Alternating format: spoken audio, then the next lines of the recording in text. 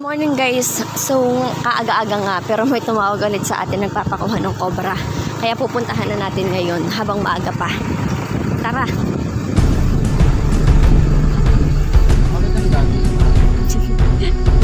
Mabuti talaga ng daan lagi.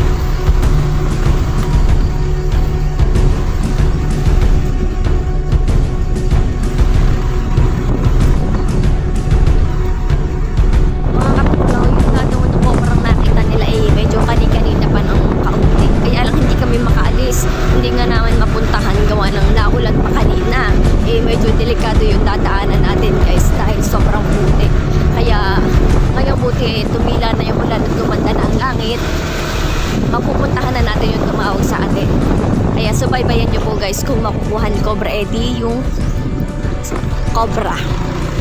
Mga katuklaw, ayan, parang umuulan na naman. Inabot na tayo ng ulan papunta doon sa tumawag sa ating papahuli ng cobra guys.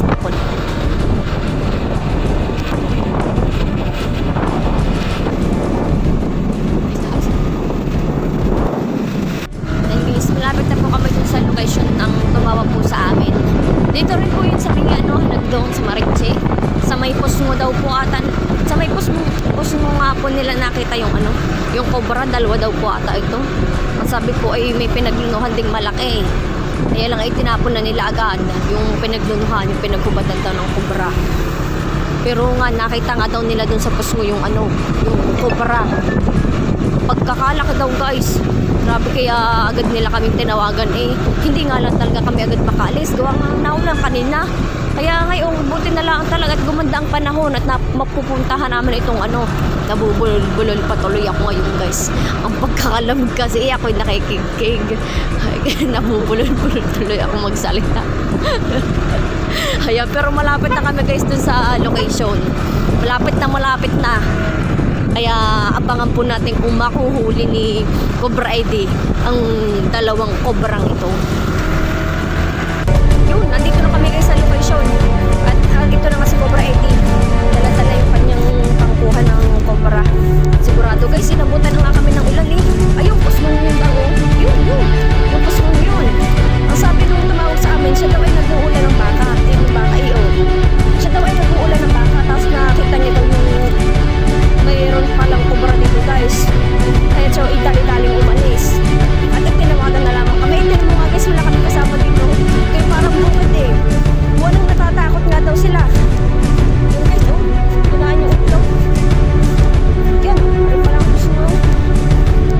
Ang ganda pala din guys,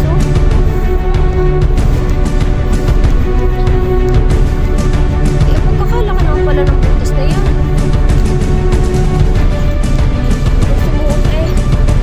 Sabi naglalamig lamang daw ng baka. Hindi nakita sumuot din yung cobra. Pagkakaganda guys.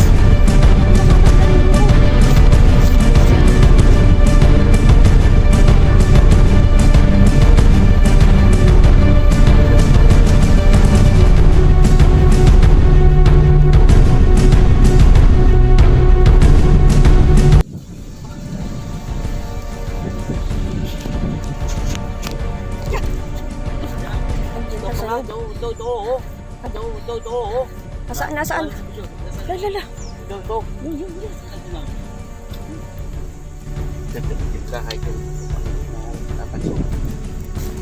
Diyan na.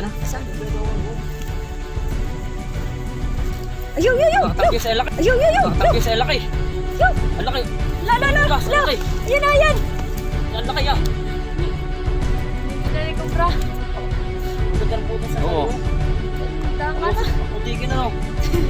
Hindi rin ako suot na nga lang yun. Ay, kaganda nga naman ng silungan, Maganda silungan niya, Oo. Ang laki. Parang matapang yan, Putigin na, Parang matapang yung isang yan. Ang laki.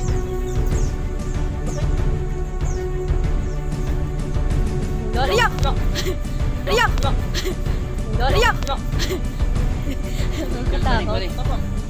Kakatapang. Sige, masingahan ka niyan. Palaki. Okay, so, tapang.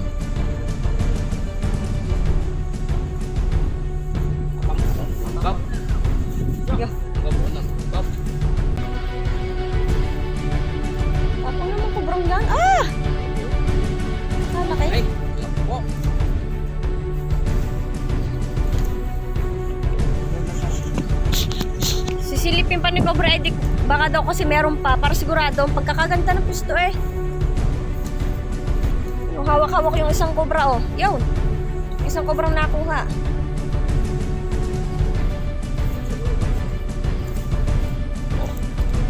Ganda nung anong buang nari oh. Kakalaki. Kakaganda. Kaganda nga naman pwestuhan. Ganda ng tulugan, oh. Oh. Laki. Dito. Oh. Kakahaba, oh. Ah.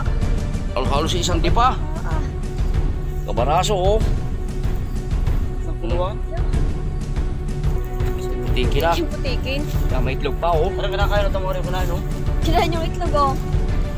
Ay pala. Yun na nga ng mga itlog. Saka pala nga wala mga itlog. At nakuha na nga yung cobra.